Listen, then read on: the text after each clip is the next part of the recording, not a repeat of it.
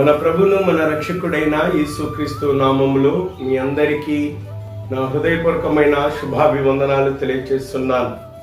దేవుడు మిమ్మును మీ కుటుంబాలను దీవించి ఆశీర్వదించునుగాక. ఆమేన్. సత్యం హెవెన్ మినిస్ట్రీ ద్వారా ఈ దినము మన అంశం నోవాహు దినములు ఎలాగుండునో మనిషి కుమారుడు రాకడయు అలాగుండును. ఈ అంశము దేవుని ప్రజలారా, యేసుక్రీస్తు రెండవ రాకడలో నేను రావడానికి ముందుగా నోవాహు దినాలు ఎలా ఉన్నాయో అలానే నా రాకడలో కూడా ఆ దినాలు ఉంటాయి అని పోలుస్తూ సందర్భాన్ని చెప్తూ వచ్చినాడు. జల ప్రళయానికి ముందుగా ఏం జరిగినది అన్నది మనము పార్ట్ 1 ఎపిసోడ్లో మనము ఆ యొక్క సందేశాన్ని వినవచ్చును.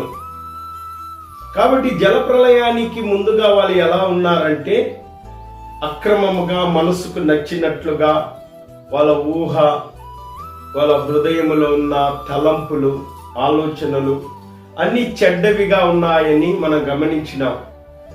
దేవుని ప్రజలారా, ఈ సెలు వలన మనిషిని యొక్క ఆలోచనలు, తలంపులు, మనస్సు అన్నీ చెడిపోయినాయి. ఆనాడు నోవాహు దినంలో భూలోకమును చూచినప్పుడు అది చెడిపోయి ఉండెను అనేది దేవుడు చూచాడు. కాబట్టి ఈనాడు కూడా ఈ ప్రపంచాన్ని దేవుడు చూస్తే ఆ ప్రపంచంలో మానవ జాతి చెడిపోయి ఉన్నారు. ఈ మొబైల్ ద్వారా చిన్న వయసులో నుండే మనుషులు, పిల్లలు కూడా చెడిపోయినారు. కాబట్టి దేవుని జనాంగమా, మరి ఈ జల ప్రళయము నుండి ఎలా తప్పించుకున్నాడు నోవాహు ఒక్కసారి మనం గమనిస్తే, రెండవ రాకడలో రాబోతున్న ఉగ్రత నుండి, ఆ శ్రమ కాలాల నుండి, మహాశ్రమ కాలము నుండి, భయంకరమైన అగ్ని గంధకాల నుండి మనం ఎలా తప్పించుకోవాలో నోవాహును మనము గమనించినట్లయితే, దేవుని ప్రజలారా, మనము కూడా జల ప్రళయము నుండి నోవాహు తప్పించుకున్నాడు, తన కుటుంబము. ఈనాడు రాబోతున్న ఉగ్రత, ఆనాడు జల ప్రళయము ద్వారా ఉగ్రత వస్తే, ఈనాడు పంచభూతాలు కూడా, ఈ యొక్క ఆకాశము, ఈ భూమి, ఈ పంచభూతాలే కనబడకుండా పోయే మిక్కాటమైన వేండ్రిమితో, అగ్ని గోళముతో కాల్చబడతాది.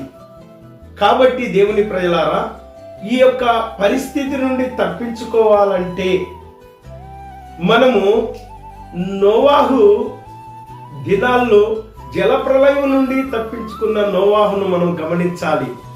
మొట్టమొదటిగా నోవాహు చూద్దాము. దేవుని ప్రజలారా, ఆదికాండము 6వ అధ్యాయము 9వ వచనం. నోవాహు వంశావళి ఇది. నోవాహు నీతిపరుడును, తన తరములో నిందారహితుడై ఉండెను. దేవుని ప్రజలారా, నీతిపరుడుగా ఉన్నాడు. మనము ఈ భూమి మీద మనుషుడు నీతిపరుడు ఉన్నాడా? లేడు, ఒక్కడైనను లేడు.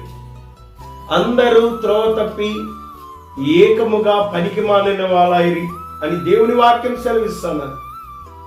కాబట్టి దేవుని ప్రజలారా, నీతిమంతుడు అవ్వాలి అంటే మనలో ఉన్న పాపము ప్రక్షాళన కావాలి. మనలో ఉన్న పాపాన్ని ప్రక్షాళన చేయగలిగిన శక్తి ఒక దైవానికే ఉంది, కానీ మనుషుడికి లేదు. కాబట్టి దేవుడే సర్వమానవాళి పాపముల నిమిత్తమై రక్తాన్ని చిందించి ప్రాణమును పెట్టాడు, ప్రభువైన యేసుక్రీస్తు వారు. కాబట్టి యేసుక్రీస్తు ప్రభువు యందు విశ్వాసముంచి ఆయన నామములో మనం పాపములు ఒప్పుకొని ఆయన కార్చిన పరిశుద్ధమైన రక్తములో కడగబడిన మనము, పాప క్షమాపణ నిమిత్తమై బాప్తిసం తీసుకున్న మనము పరిశుద్ధులుగా, నీతిమంతులుగా దేవుడు మనల్ని చేస్తాడు.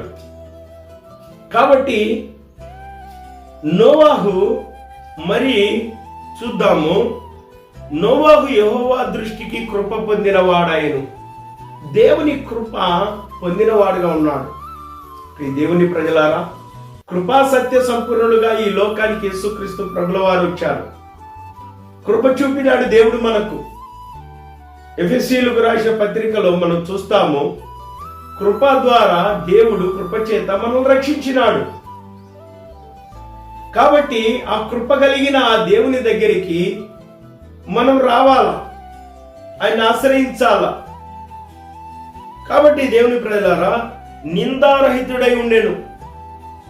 ఈ లోకములో మనము మంచిగా జీవించాలా. దేవుని ప్రజలారా, దేవుడు సెలవిచ్చిన ఆజ్ఞ మేరకు నిన్ను వలె నీ పొరుగు వారిని ప్రేమించు. ధర్మశాస్త్రం అంతా అందులో నిమిడి ఉంది. ఈ రాకడ దినాల్లో అక్రమము బలాత్కారము విస్తరిస్తూ ఉంటుంది, ప్రేమలు చల్లారిపోతాయి. కాబట్టి దేవుడేమో ప్రేమ కలిగి ఉండమంటున్నాడు. దేవుడు ప్రేమ స్వరూపి, ఆయన ప్రేమ కలిగి ఉన్నాడు. ఆయన అనేకులు ప్రేమించినాడు. పాపము చేసిన వారిని కూడా ఆయన ప్రేమించి వారి పాపమునకు ప్రక్షాళన చేస్తూ వచ్చినాడు. మనము కూడా ఇతరులు ప్రేమించే వారముగా ఉండాలి. నోవాహు కుటుంబము రక్షించబడింది. దేవుని ప్రజలారా, నిందారహితుడవై ఉండేను. దేవునితో కూడా నడిచినవాడు నోవాహు. మనకి ఈ అనుభవం ఉండాలి. ఈ లోకంలో నడుస్తూ ఉంటాము, వాళ్ళు చెప్తే నడుస్తాము, ఇంకొకరు చెప్తే నడుస్తాము. దేవుని ప్రజలారా, దేవునితో నడవాలి. యేసుక్రీస్తు ఇలాగ సెలవిస్తున్నాడు, నేనే మార్గం, ఆ మార్గంలో నడవాలా. ఆ వాక్యానికి ఆధారం చేసుకుని వాక్యాన్ని నువ్వు నడవాలా. దేవునితో నడవాలా, దేవుణ్ణి వెంబడించాలా. నన్ను వెంబడించువాడు చీకటిలో నడవక ఆశ్చర్యకరమైన వెలుగు, జీవపు వెలుగులోనికి వచ్చునని చెప్తున్నాడు యేసుక్రీస్తు ప్రభుల వారు. కాబట్టి దేవుని ప్రజలారా, దేవునితో నడిచినాడు నోవాహు. నీవు నేను కూడా దేవునితో నడిచినట్లయితే, ఇదిగో ఆ యొక్క భయంకరమైన జలప్రలయం నుండి నోవాహు ఎలా తప్పించుకున్నాడు, రాబోతున్న భయంకరమైన ఉగ్రత నుండి, అగ్ని నుండి, ఆ నరక శిక్ష నుండి మనం తప్పించుకుంటాం. మనం చూస్తున్న ఆ తమ్నేల్లో జలప్రలయం నుండి నోవాహు ఆ ఓడలో తప్పించుకుంటూ వచ్చినారు. మిగతా వారు మరణించినారు. ఇదిగో ఆ నరకాగ్నికి వెళ్ళారు. అవిధేయులై పాపము చేసి, చెడుతనము చేసి, అక్రమము చేసి, బలాత్కారము చేసి. దేవుని ప్రజలారా, ఇప్పుడు రాకడ దినాల్లో ఉన్నాం. రెండవ రాకడ, యేసుక్రీస్తు రాబోతున్నాడు. ఈ రాకడ దినాల్లో మనము అటు చూస్తున్నాము. ప్రజలు దేవుని వైపు చూస్తున్నారు. దేవునితో నడవాలి, దేవుని కృప పొందుకునే వారముగా ఉండాలి, నిందారహితులుగా ఉండాలి, ప్రార్థించే వారముగా, దేవుని సన్నిధికి వెళ్ళే వారముగా, దేవుని పని చేసే వారముగా, ఇతరులకు ప్రేమను పంచేవారముగా, ఆకలి కొనిన వారికి ఆహారము పెట్టేవారముగా, దాహం కొనిన వారికి దాహం తీర్చేవారముగా, వస్త్రము లేని వారికి వస్త్రము. దేవుని ప్రజలారా, దేవుడు ఇదే చేయమన్నాడు, సత్క్రియ. కాబట్టి దేవునితో నడవాలి. ఆయన ఏమైతే చెప్పాడు అది. నీ శత్రువును కూడా ప్రేమించమన్నాడు. మనం ప్రేమించాలి. శత్రువు ఆకలి ఉంటే ఆహారం పెట్టమన్నాడు. దేవుని ప్రజలారా, ఆహారం పెట్టాలా. కాబట్టి ఇలాగున దేవునితో నడిచెను. అలాగనే దేవుని ఆజ్ఞ యావత్తు ప్రకారముగా నోవాహు చేసింది. ఏదైతే కొలత చెప్పినాడో నోవాహు, ఓడ తయారు చేయంటే ఓడ తయారు చేశాడు. ఒక కిటికీ పెట్టమంటే ఒకటే పెట్టాడు. మనం ఒకటి పెట్టమంటే 2 పెడతాం. ఒకే తలుపు పెట్టమన్నాడు. ఒక తలుపు అంటే 4 తలుపులు పెడతాం. దేవుడు ఏది చెప్పాడో అదే చేయాలి. దేవుని హత్తుకొని ఉండాలి. దేవుని యేసుక్రీస్తులో మనం ఉండాలి. ప్రభువైన యేసుక్రీస్తు నందున్న వారికి ఏ శిక్షా విధి లేదు. దేవుడు ఓడ చేసుకుని ఓడలో ఉన్నామన్నాడు. ఓడలో ఉన్న నోవాహు ఏ శిక్షా విధి లేదు. యేసుక్రీస్తు నందు నువ్వు ఉంటే నీకే శిక్షా విధి లేదు. నువ్వు ఉగ్రత నుండి, ఆ నరక శిక్ష నుండి తప్పించుకుంటావు. రెండవ రాకడ యేసుక్రీస్తు త్వరగా రాబోతున్నాడు.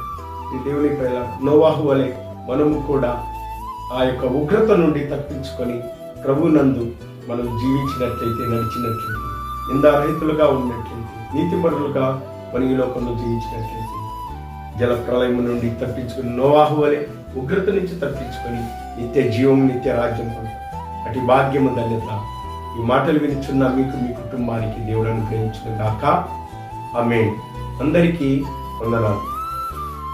సత్యం హెవెన్ మినిస్ట్రీ ఈ యొక్క ఛానల్ని మీరు సబ్స్క్రైబ్ చేసుకోండి, మరియు కామెంట్ పెట్టండి, అలానే లైక్ కూడా చేయండి.